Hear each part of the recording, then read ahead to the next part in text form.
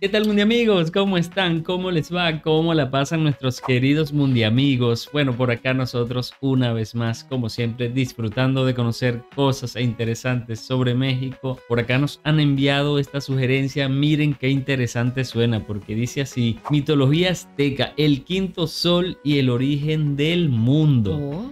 ¿De qué se trata? Eso lo vamos a descubrir en este video. También aprovechamos para invitarlos a que se suscriban al canal y que también, muy importante, dejen sus comentarios. Somos Manu y Mari. Sean bienvenidos a un nuevo video. ¿Sabías que los aztecas creían que el mundo había pasado por varias destrucciones y que nosotros estamos viviendo la última? Hoy te contamos la fascinante leyenda del quinto sol, un mito que refleja su cosmovisión sobre el ciclo de la vida y de la muerte. Los aztecas, una civilización imponente que dominó gran parte de Mesoamérica, se destacaron por sus avances en astronomía, arquitectura y arte, dejando un legado que sigue siendo asombroso. Antes de empezar, te invito a que te suscribas al canal y a que actives las notificaciones, porque todas las semanas tenemos vídeos nuevos como este. Y ahora sí, empezamos. La civilización azteca o mexica, como se les llamaba en realidad, estaba en el Valle de México, que es como una especie de gran cuenco rodeado de montaña y de volcanes. Es la misma zona donde hoy está la Ciudad de México, y su capital era una cosa impresionante. Imagínate, una ciudad flotando en medio del lago Texcoco como si fuera un espejismo. La fundaron en 1325 y en nada se hizo gigantesca. Más de 200.000 personas vivían ahí, lo que la hacía más grande que muchas ciudades en Europa en ese entonces. Lo que más sorprende es que la ciudad no era solo una metrópoli grande, sino que estaba conectada por canales y tenían unas islas artificiales llamadas chinampas, donde cultivaban todo tipo de cosas, de una forma tan avanzada que si hubieran tenido los recursos para ser una superpotencia global, probablemente lo habrían sido. En serio, no era solo un sitio bonito, la ingeniería hidráulica que usaban era de otro nivel. Ahora,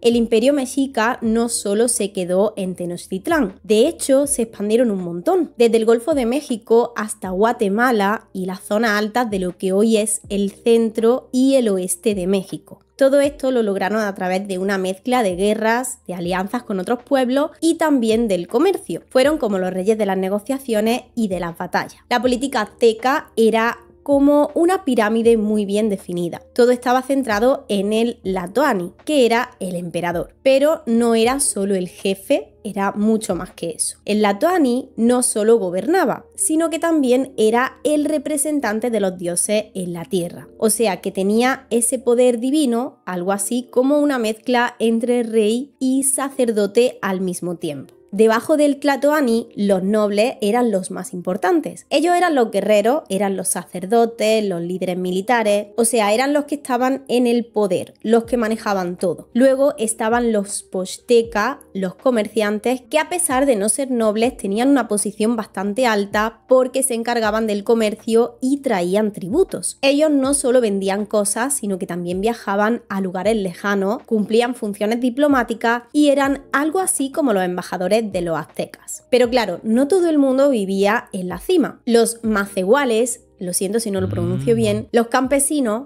formaban la base de la sociedad. Ellos trabajaban la tierra, lo que era clave para que todo funcionara, pero también tenían que hacer trabajos forzados para el Estado. Vamos, que no todo era bonito para ellos. Al final, en el escalón más bajo estaban los esclavos, los tlacoten. Eran los que más sufrían, pero ojo, porque había casos en los que algún esclavo podía ganar su libertad. Si hacía algo heroico en batalla, por ejemplo, podían ser liberados. Aunque, claro, esto no era la norma. Los aztecas eran politeístas, o sea, que creían en un montón de dioses y cada uno tenía su propio papel en este mundo. De hecho, su panteón de dioses era bastante complejo y cada uno tenía una mezcla de cosas como naturaleza, guerra, vida y muerte, lo que reflejaba cómo veían ellos la relación entre lo que pasa en el mundo físico y lo que estaba más allá. Uno de los dioses más importantes era Huitzilopochtli. Este dios no era solo el dios del sol, sino que también era el dios de la guerra. Si pensaba en él, pensaba en la expansión militar de los aztecas. Era el protector de Tenochtitlán y, según la mitología, fue él quien guió a los mexicas desde Aztlán, que era como su tierra de origen hasta el Valle de México. Él no solo les daba poder en la guerra, sino que era como un líder espiritual y un guerrero al mismo tiempo. Luego tenemos a Quetzalcóatl, que es uno de los dioses más importantes también, Sí. la serpiente emplumada. Este era el dios de la sabiduría, del viento y de la creación, y lo veneraban muchísimo. Los sacerdotes lo adoraban especialmente porque estaba relacionado con el conocimiento, con la cultura y con el aprendizaje. Es como si fuera el protector de todo lo intelectual, el que representaba todo lo que tenía que ver con la mente y con las ideas. Ahora, la cosa es que los aztecas creían que los dioses necesitaban sacrificios humanos para mantener el equilibrio del universo. Así que las ceremonias religiosas incluían sacrificios y a menudo eran bastante sangrientos. No era solo por el morbo, ellos pensaban que estos sacrificios eran necesarios para que el mundo siguiera girando, para que el sol siguiera saliendo y para que la vida siguiera fluyendo. Como si fuera un ciclo constante entre la creación y la destrucción, todo interconectado. De ahí la importancia de la guerra, el sacrificio y todo este drama cósmico. Joder, qué gran historia, tío, me he emocionado y todo. La forma en que los aztecas veían el tiempo era completamente diferente a la que vemos hoy. Para los aztecas el tiempo era interesante, cíclico. ¿no? Era un Wow. ciclo, valga la redundancia, que nunca se detenía. Y esto lo explicaban con los soles. O sea, imagínate que cada sol representaba una era, un periodo en la historia de la humanidad. Lo interesante es que cada sol no solo representaba una etapa de la historia, sino que también marcaba una fase de creación y de destrucción del mundo. ¿Sabes que de allí, de la piedra azteca y del calendario de allí fue donde surgió aquello de del 2012? Ok, como una confusión, algo así, ¿no? Ajá, exactamente. ¿Qué nos pueden decir ustedes, mundiamigos, con respecto a eso? ¿Cómo se vio en México eso? Porque para ese tiempo nosotros ni pendientes No, con México para nada en el 2012. No creábamos contenido cuando vimos eso, esa mucho película menos. en el cine. Vimos esa película en el cine y sí sabemos que la película surgió de eso, de que supuestamente para esa fecha el calendario maya predecía el fin del mundo, Ajá. que iba a venir una catástrofe y que hasta allí llegaba pues el fin del mundo, de la humanidad. Bueno, vimos la película, esperábamos el fin de año, el 2012, que iba a venir después de esa época. Bueno, no pasó nada, pero ¿cómo vivieron ustedes eso allá en México, sabiendo que la sospecha de eso, o desde donde surgió eso, está en México? Ajá.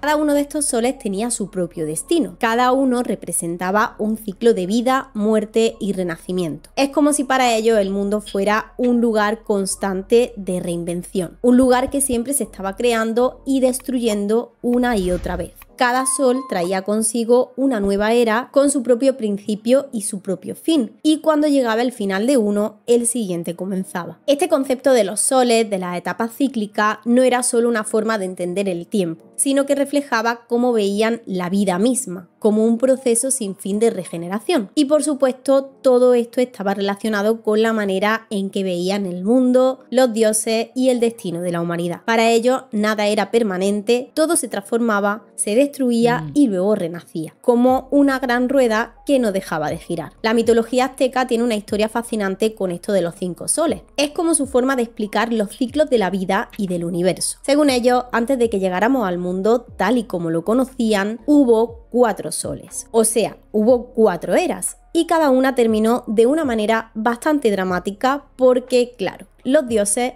nunca hacían nada a medias. Según la mitología azteca, antes de este mundo en el que estamos, bueno, en el que ellos creían estar, hubo 4 soles anteriores y cada uno representaba una era completamente distinta. Cada sol tenía su propia historia, su inicio, su apogeo y por supuesto su final dramático. El primer sol, que se conocía como el sol de Tigre, fue el que empezó todo este ciclo de creación y de destrucción. Aquí es donde entra en escena Tonatiuh, el dios del sol y de la guerra. Resulta que en esta primera era las cosas no terminaron bien. Los jaguares, esos felinos que los aztecas veían como símbolos de poder y de ferocidad, fueron responsables de esta destrucción. Imagínate, los jaguares llegaron y se comieron a los hombres de esa época. Así, sin más, como si todo ese ciclo hubiera sido una especie de experimento fallido. No solo eso, sino que después de ser devorados, los humanos de este tiempo terminaron transformados en tigres. Algo así como un castigo o tal vez una consecuencia inevitable. Es decir,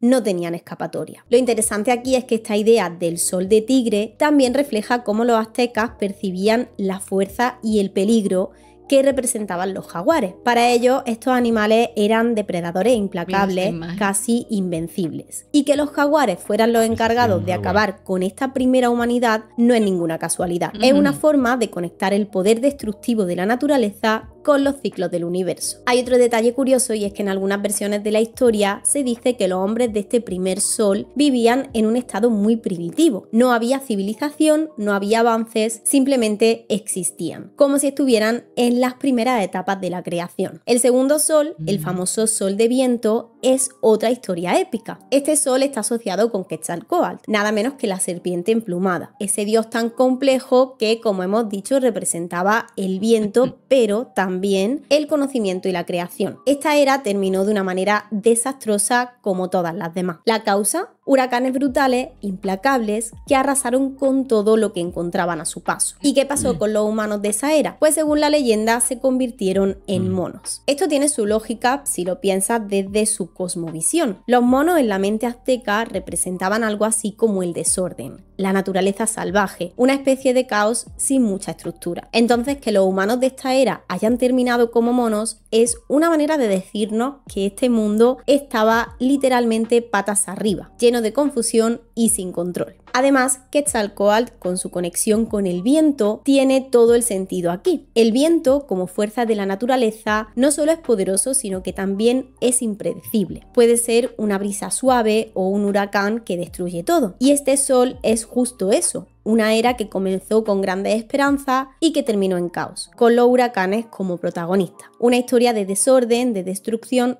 y de transformación que, como todo en la mitología azteca, está cargada de simbolismo. El tercer sol, conocido como el sol de lluvia, estuvo bajo el mando de Tlaloc, el dios de la lluvia, de la fertilidad y básicamente de todo lo que hacía posible que las cosechas florecieran y que la vida continuara. Pero como ya te imaginas, esta era tampoco terminó bien. Este sol fue destruido no por el agua, como podrías pensar, sino por fuego. Un fuego gigantesco, implacable, que lo consumió todo a su paso. Claro, los hombres de este tiempo tampoco se salvaron. Bueno, no del todo al menos, porque según la leyenda fueron transformados en aves. ¿Por qué aves? Pues porque las aves tienen esa capacidad de escapar volando, alejándose del desastre de las llamas que arrasaban el mundo, como si esta transformación simbolizara una especie de intento desesperado por huir y por salvarse de una destrucción total. Ahora, si lo piensas, este sol tiene un mensaje muy interesante. Tlaloc, siendo el dios de la lluvia, representa algo esencial para la vida: el agua, la fertilidad,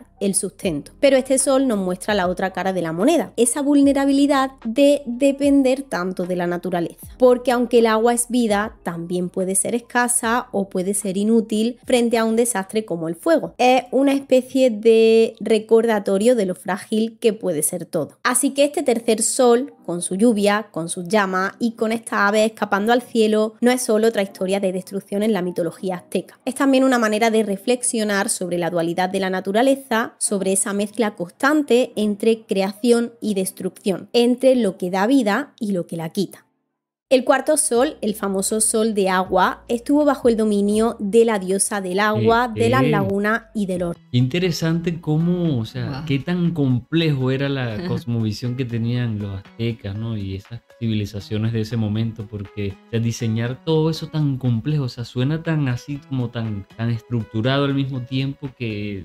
increíble. Entonces todos esos dioses que tenían, cómo se complementaban, cómo tenía sentido una cosa con otra, cómo se acoplaban, ¿no? Una cosmovisión muy distinta a la que tenemos actualmente. Ninguna parecida prácticamente. A ninguna, muy distinta todo. Río, básicamente de todo lo líquido que fluye y que da vida. Pero como ya te imaginas, tampoco tuvo un final feliz. Fue destruido por inundaciones, por auténticos diluvios que lo arrasaron todo, ahogando al mundo entero en un océano de caos. ¿Qué pasó con los humanos? Pues según la leyenda se transformaron en peces. Tiene todo el sentido porque si el mundo se transforma en agua, ¿qué otra cosa podría ser para sobrevivir? Es como una transformación que es una manera también de renacer, de adaptarse al nuevo orden del cosmos, donde el agua ahora era dueña y señora de todo. Este sol nos deja muchas cosas en las que pensar. Por un lado, el agua es vida, eso nadie lo discute, pero al mismo tiempo también puede ser devastadora. Los aztecas sabían esto muy bien porque las inundaciones eran un fenómeno natural que ellos vivían bastante de vez en cuando. Imagínate ver cómo los ríos, cómo las lagunas se desbordan y cómo arrasan sus tierras. No es difícil entender por qué en su mitología las aguas se convierten en el arma definitiva de destrucción. Si te fijas en el patrón de esta historia, hay algo muy interesante. Cada sol no solo habla de destrucción, sino también de transformación. Los humanos no desaparecen, sino que cambian, se adaptan. Tigres, monos, aves, peces. Es como si cada ciclo nos recordara que los humanos y la naturaleza están entrelazados, que el destino de uno depende del otro y que los dioses están ahí moviendo los hilos de todo. El quinto sol, que como hemos dicho, según los aztecas es la era donde vivimos, tiene una historia increíble. Todo empezó cuando los dioses se reunieron en el templo mayor de Tenochtitlán para decidir algo que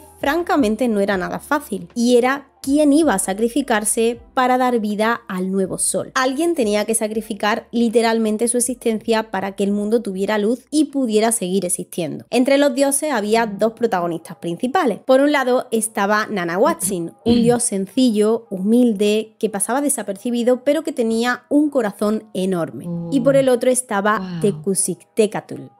Todo lo contrario, era orgulloso, era vanidoso, era brillante, casi como si quisiera que todos supieran lo importante que se sentía. Así que ahí estaban, frente al fuego sagrado, esperando a ver quién tenía el valor de lanzarse. Cuando llegó el momento, el segundo dios titubeó. Tal vez tenía miedo, tal vez tenía duda, pero no pudo dar el paso. Entonces fue cuando el primero que hemos mencionado, sin pensarlo dos veces, se arrojó al fuego con una valentía que dejó a todo el mundo boquiabierto. Su sacrificio no solo le dio vida al sol, sino que también se convirtió en un símbolo de humildad y de entrega total. Claro, después de ver esto, el segundo dios, un poco avergonzado, también se lanzó al fuego. Pero no fue lo mismo. Aunque su sacrificio lo convirtió en la luna, nunca alcanzó el brillo ni la grandeza del primero. Es más, la luna quedó opacada, como recordando que la humildad y el sacrificio genuino siempre brillan más que la vanidad. Aquí no termina todo porque este sacrificio no era solo una historia bonita para contar. Tenía un trasfondo enorme. Según los aztecas, el sol necesitaba sacrificios para seguir brillando,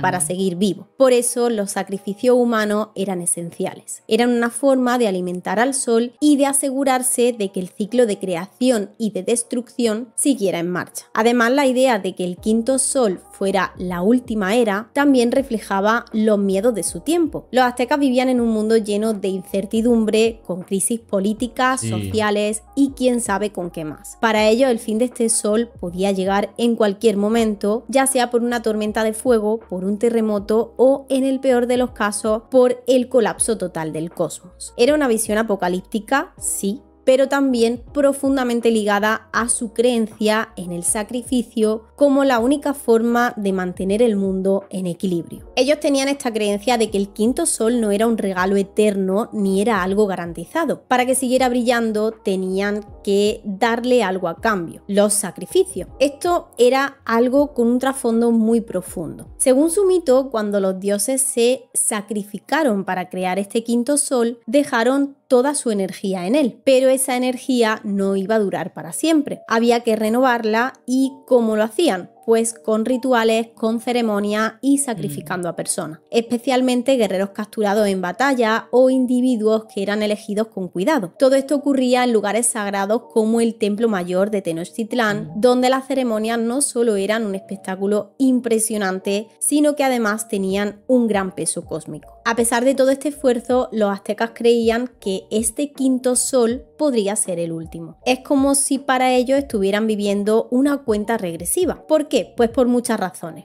Por este panorama político, porque el imperio azteca estaba en constante expansión, conquistando territorios, pero mantener ese poder no era nada fácil. Había conflictos, había tensiones y eso pues pesaba bastante. En el ámbito social tampoco era todo un cuento de hadas. Había diferencias entre las clases, había sacrificios que obviamente no todos querían aceptar y un sentimiento general de que el equilibrio del mundo era muy frágil. Las guerras floridas, por ejemplo, estas batallas que organizaban no no tanto para ganar territorio, sino para capturar a prisioneros que luego serían sacrificados, pues esto era como un ciclo extraño. Peleaban para alimentar al sol, pero sabían que ese mismo ciclo podría agotarse si los prisioneros o la voluntad de seguir luchando desaparecían. ¿Y qué pasaba si eso ocurría? Pues según ellos que el sol se extinguiría y con él todo el mundo. Vivían con esa ansiedad cósmica, con un miedo constante al fin. No era algo nuevo para ellos porque los soles anteriores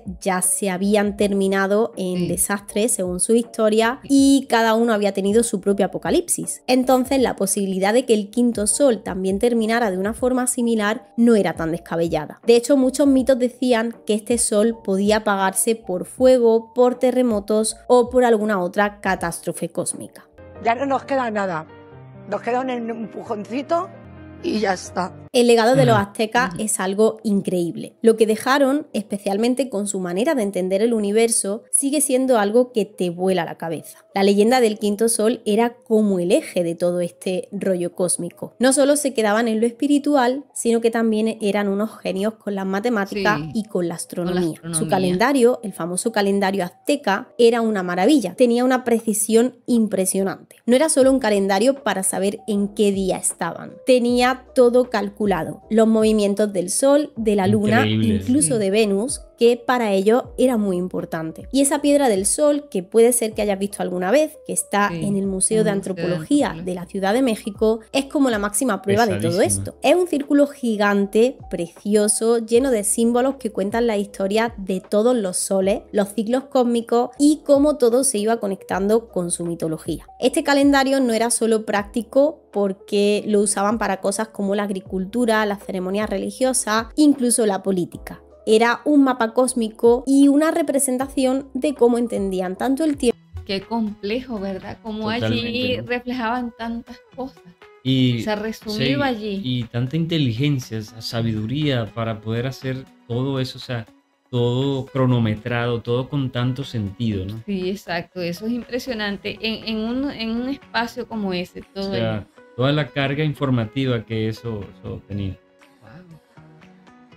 Como el universo. Esta leyenda del quinto sol sigue viva a día de hoy y eso es algo increíble. A pesar de la llegada de los conquistadores y todo lo que vino después, lo cierto es que muchos de los mitos aztecas, esa cosmovisión tan profunda, sigue teniendo un eco muy fuerte en la actualidad. La religión azteca fue prácticamente borrada después de la llegada de los españoles, pero esa semilla que dejaron los aztecas sigue germinando en muchas tradiciones y en muchas costumbres de los pueblos nahuas, que son los descendientes directos de ellos. Ellos siguen siendo una de las comunidades indígenas más grandes de todo México, aunque la cosmovisión original se ha adaptado, pero ahí sigue la esencia transformada, pero intacta de cierta manera. Aunque hoy en día el cristianismo tiene una gran influencia, algunas celebraciones y creencias siguen reflejando esta antigua sabiduría azteca. Un ejemplo muy claro es el Día de Muertos. Es verdad que la fiesta tiene sus raíces en la tradición cristiana de todos los santos, pero lo que se ve en las calles, las ofrendas, el respeto por los ancestros, todo eso tiene mucho de la cosmovisión azteca. La idea del ciclo de la vida y de la muerte, de la conexión entre los vivos y los muertos, no lo sacaron de la nada. Los aztecas ya lo veían así, como un ciclo eterno. Entonces es como si el quinto sol, esa esencia de los ciclos, no hubiera muerto, sino que se hubiera adaptado a los nuevos tiempos. Y eso de los ciclos de la vida y la muerte también se sigue viendo en cómo los nahuas cuentan su historia. Aunque algunas historias han cambiado con los años, la idea de que el mundo está en constante transformación, de que siempre estamos renaciendo y destruyéndonos, sigue ahí. Las leyendas se siguen contando, los relatos siguen vivos y de alguna forma es como si el quinto sol siguiera brillando en las narrativas contemporáneas. Además de todo esto, esta leyenda se ha vuelto un símbolo para el pueblo mexicano. Durante el nacionalismo del siglo XIX, especialmente en la época de Porfirio Díaz, los aztecas y su cultura prehispánica se usaron para darle una identidad más fuerte a México, para mostrar que lo que venía antes de la llegada de los conquistadores también importaba. El quinto sol, el calendario azteca, la piedra del sol, estas cosas se convirtieron en símbolos de resistencia y de orgullo cultural. De hecho, hoy en día la piedra del sol es uno de los iconos más representativos de México y está ahí en el Museo Nacional como un testamento de lo que fueron los aztecas y de cómo de alguna manera siguen conectados con ellos. Lo mejor de todo es que esto no ha quedado en el olvido. porque hoy las nuevas generaciones siguen viendo cómo esas viejas creencias y esos mitos se entrelazan con la forma en que ven su propio mundo. Y eso, a fin de cuentas, es un tesoro que tiene un valor incalculable, un puente entre el pasado y el presente que sigue marcando el rumbo de la cultura mexicana. Por esa razón México tiene tanto... Tan místico.